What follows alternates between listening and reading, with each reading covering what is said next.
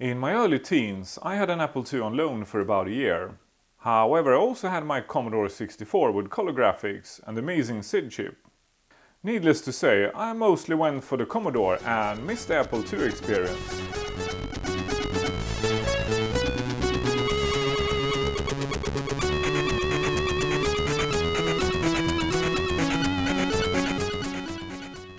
That also means that I missed all the very early adventure games, because they were released for the Apple II.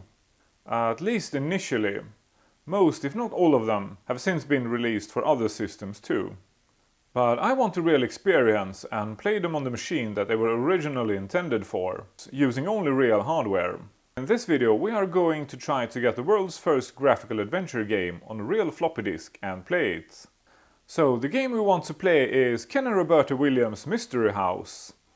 The game was released for the Apple II back in 1980 by Sierra Online, or Online Systems as they were named at the time. I had a look on eBay, but at the moment of making this video there are no listings at all. I also had a look on sold items on eBay and quickly realized that prices had gone completely bananas. This copy went for 1,547 Canadian. That is roughly 1,100 bucks. US or Euro, they're about the same. So I'm not going to buy an original copy anytime soon. Luckily though, the game was released into the public domain back in 1987 to celebrate Sierra's 7th anniversary. So the way to play this game, whether you have the original diskette or not, is to make a brand new copy on a fresh floppy disk. At least if you are like me and want to use original hardware only. I was expecting to use one of my vintage PCs with a 5¼ inch diskette drive and image disk, but apparently that wouldn't work. I asked for some advice on Twitter and the preferred method seems to be a software called ADT Pro with a special cable that would connect Apple IIc with a PC. Okay, so let's make a cable for ADT Pro. We are going to need a DE9 connector and a cable with a male 5-pin DIN plug.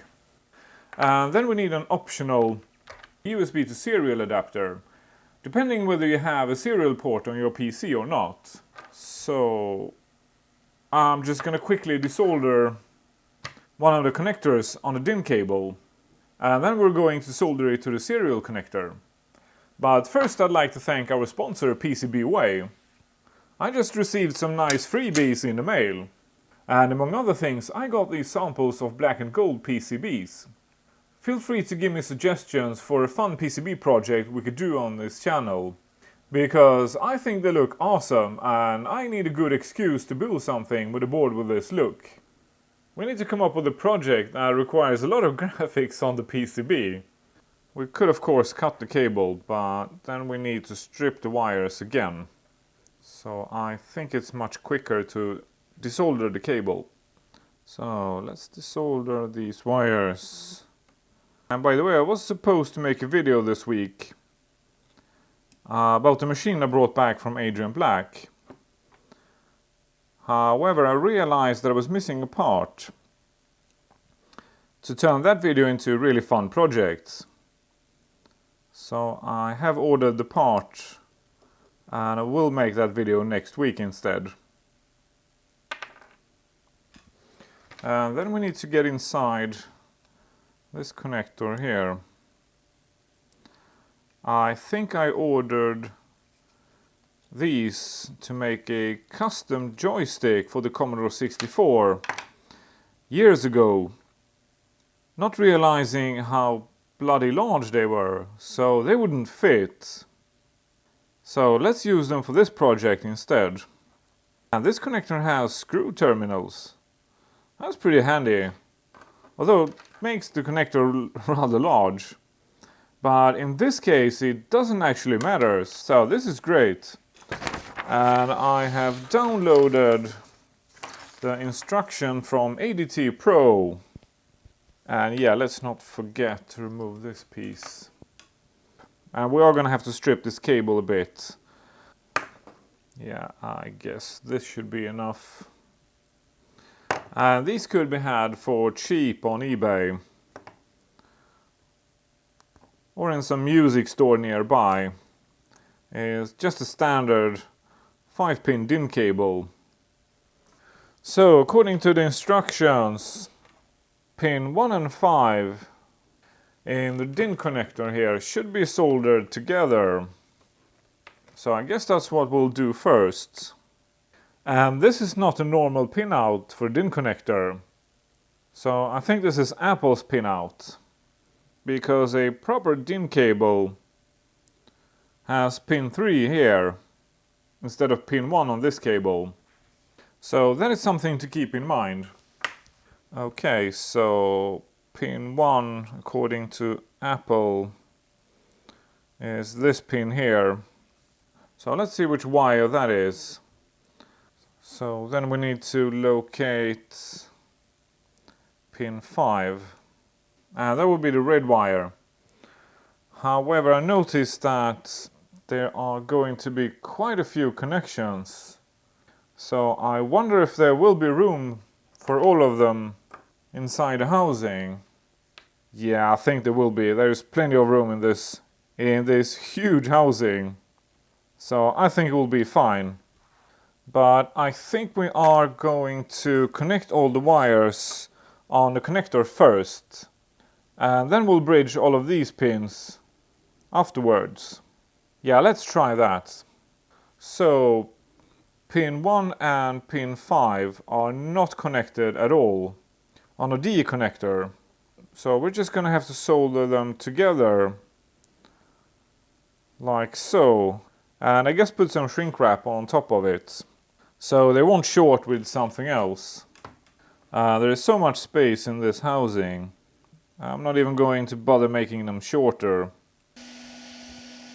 Unfortunately, I had some trouble with my microphone while finishing the cable. But long story short, I just followed the instructions and connected the 5 wires according to the instruction. And then added a few short wires to disable the hardware handshaking. The instructions provided are excellent, so this cable is very straightforward and easy to do. Okay, so I've connected our Apple IIc to my trusty old T60 using a USB to serial adapter. And I installed the software on the T60, but it did absolutely nothing. So I did a quick check, and apparently it requires Java. So I have downloaded and installed the latest version. Let's try again. And yeah, it works! Awesome! So let's see what COM port it might be hooked up to. Let's go to serial configuration. We have COM 3 and COM 4. Let's try COM 4. And then let's try the bootstrap menu. Go to Pro DOS and Speedy Boot. And then we are prompted to type in a few things on the Apple IIc. So let's hit Control Reset. And those key switches are awesome. This is the first time I use an Apple IIc in decades. And unfortunately we have a few glitchy key switches. Yeah, I have to press quite hard on number 9. But now it works perfectly, so that's weird. Yeah, now all the keys seems to be working. Never had this before. Yeah, I guess I better check all the key switches before we move on. And as far as I can tell, all the key switches work now. But for some reason I couldn't type number 2 and number 9 at first, but now they seem to work perfectly. IN2. Yeah, that's much better. And then we are prompted to type in Control A and 14B. Okay, so maybe the Apple II doesn't give any feedback at this point. Let's press OK and see what it does. Yeah, maybe. I did get an error, but it did start to upload code. So I'm not entirely sure whether it works or not. But it does upload the code. And the Apple II has found slot 2 here. And yeah, check this out. It seems to work. Cool. Okay, so I guess we should unbox a fresh floppy disk. We are going to use double-sided, double-density disks. And we are obviously using new old stock. Let's get that floppy disk in the drive. And try the format command. Choose volume to format, and we get to choose between RAM and I/O error. That's not good. We probably shouldn't get an error, but let's try anyways. Volume name blank. Yep, that will do. Ready to format. Yes, we are. Well, it does something. That's good. And yeah, I think it worked. So why does it say I/O error? Format another. No thanks. Let's try that format command again. And yeah, now it says blank. So maybe all is fine. So let's try the receive function. And yeah, this definitely seems to be working. So we have the directory on our T60 here with all the image files available. So let's start with ADT Pro disk. And we get to choose which drive to use, and we obviously only have one drive. And it seems to be writing the disk. We can also see on the T60 that it is sending the image file to the Apple II. And it says complete down here, but apparently I need to adjust my display. That's better. So complete, press A key to continue. And I think we just made our first bootable disk for the Apple IIc. So now we need an image file for the game. Okay, so we've got a folder named disks here. So I'm pretty sure that's where we need to put our image. Let's give it a shorter name. And try to receive it. And here it is. And I skipped ahead here a bit. So we now have a freshly formatted floppy disk in the drive. So let's try to write it. So the file extension on this image file was DO instead of DSK, but it seems to be working. Complete, press A key to continue. So I guess we should boot the machine. Yeah, I think it works. And this image file seems to have some additional information. And yeah, this is the same text that used to be on Sierra's homepage, where you were able to download this game. Let's hit enter and see what happens. So thanks to anyone who suggested that I use this method to get the game on my machine. And if I'm not mistaken, you probably don't need a working disk drive. You can probably load up the game directly from your PC. So I guess the only thing left to do is to play the game. Okay, so armed with a fresh cup of tea. And this image file is a copy of the one that was available for free when this game was released in the public domain, so it has some additional information. From a great moment in history, Mystery House, the first graphical adventure, was created in 1980 by Sierra Online founders Ken and Roberta Williams.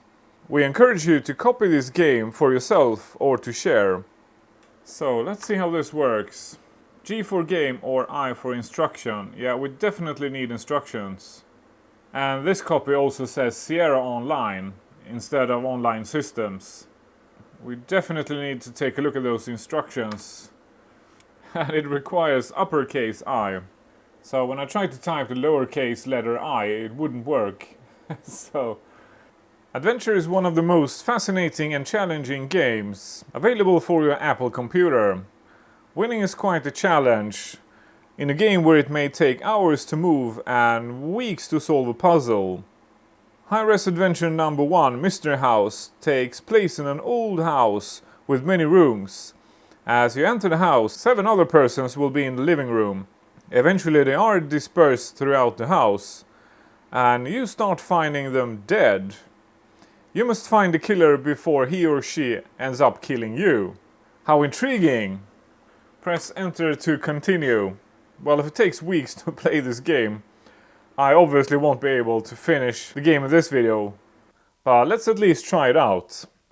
You progress through the house by providing 2-word commands. Examples are water on and open door. If a set of words doesn't seem to be working, try different terminology. Some of the actions you can take are get, drop, go, look, read, climb, move, hit, kill, etc. Okay, so I guess this is a mix of a graphical game and a text-based game. You may go in the direction north, south, east, west, up and down. If your copy should ever fail to load or get munched by a hungry disk drive, send it with $5 to Online Systems. Well, if I had an original copy of this game, I wouldn't send it anywhere. That's for sure. At the start of the game, there will be 7 other people in the house. So, Tom here is blonde plumber. And Sally here is a redhead seamstress. And then we've got Dr. Green, who's a surgeon. And Joe is a gravedigger. How morbid. And lastly, Daisy. She's a blonde cook. So let's see how long they will survive this game. And here's our Mr. House.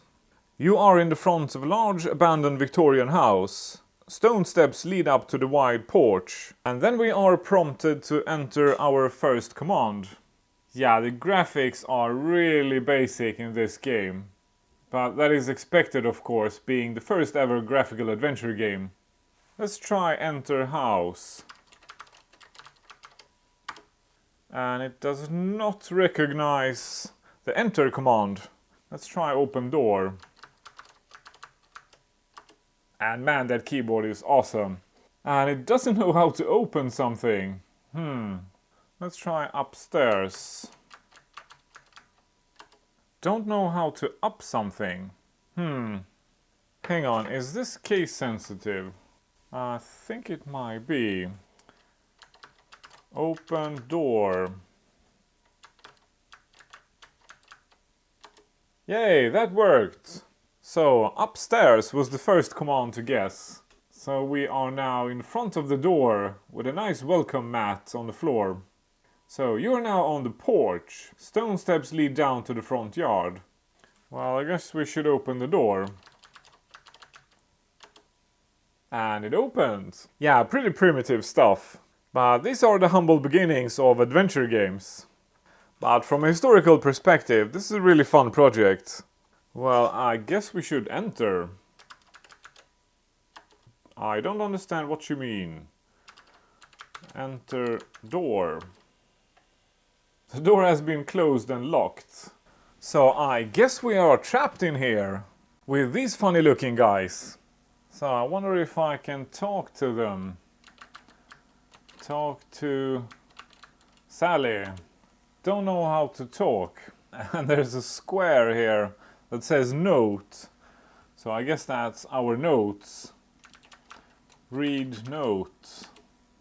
And there isn't always room for the text down here, so we have to press enter to see all the text. And the game replied with, I'm not carrying that.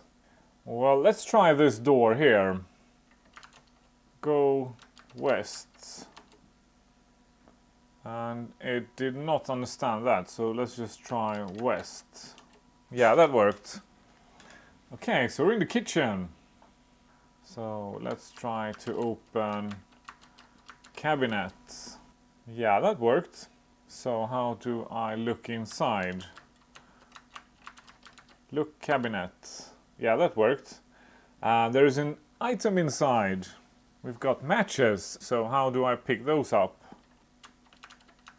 Let's try with matches. Let's try pick up. How about take? Well, let's try get. Yeah, that worked. So we now have matches. But we can't pop out for a smoke because the door is locked. So let's try look room. Okay, so we managed to open this door here. Well, I guess we're done with this room. Let's go west again. Okay, so there is a way out through the kitchen. It's getting dark. You are in the forest. Well, I better go inside. Hey, how do I get back into the kitchen? Enter house, perhaps? Nope. How the hell do I get inside? Yeah, I kind of see why this would take weeks to play. I did play a few text-based games as a kid, but that's decades ago. Quite a few, actually. I don't know how to get inside that bloody house again. Man, this is hard. Okay, so open door worked. So the kitchen door is open. Oh crap, I typed south. And the game responded with, "It's dark, you can't see." So I guess we better go back. Or perhaps we can light one of those matches. Hey, that worked! Cool. So I wonder how long it will last. So, what to do in a forest in a vintage game? Look, tree. There is nothing special. Man, this game is hard. I should probably cheat. Okay, so we're back in the kitchen. Let's try to open that fridge. I guess we should take a look inside.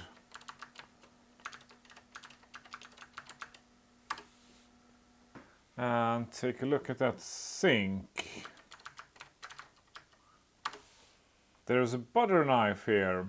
Oh, we'll grab it. That may come in handy. Let's get back to that main room. Hey, where did all the funny guys go? Are they all dead already? Let's see if we can read that note. Take note. Yeah, that worked. Let's see if we can read it. Yeah, we could. Valuable jewels are hidden in the house. Finders keepers. Awesome. I guess we could sell them and buy some more vintage gear for this channel. Well, this video is starting to get long for YouTube, but let's at least see if we can find one of the dead characters before we end. So let's try east. You are in an old dusty library and we have a new note, so let's check it out. Take note, I think it was. Yep. Look note. Or was it read note? Read note. Oh, that's the same bloody note. That's a bit useless. Look room. Well, let's keep south. Can't go in that direction. How about open door? Yeah, that worked. So let's try east again. You are in a side yard. You can follow the fence to the south. Let's try that. You are in the fenced backyard. The fence followed the side of the house to the north. There is a dead body here. Okay, so here's dead Kenny. And I think someone smashed something in his head. Because he has this nasty bump. Well, these are the humble beginnings of not just graphical adventure games. In a way, this is also the humble beginnings of Apple. The Apple IIc here is the fourth revision of the Apple II and basically just a compact version of their first mass-produced product. There is such a thing as the Apple I, but that is less than 200 boards, the Jobs and Wozniak assembled in their garage. So, mission accomplished. And now I'm going to leave it up to you to recommend what the final Apple IIc video is going to be about. Leave your recommendations for something fun we should do with this epic little white apple. And I'll make sure to find those hidden valuable jewels. I'll sell them and buy an Apple I board for another video. Thank you for watching. If you want to support this channel, like, subscribe, leave a comment. And I will now start recording the video about Adrian's Mystery Machine. If you want to be notified by YouTube when it's out, ring the bell below.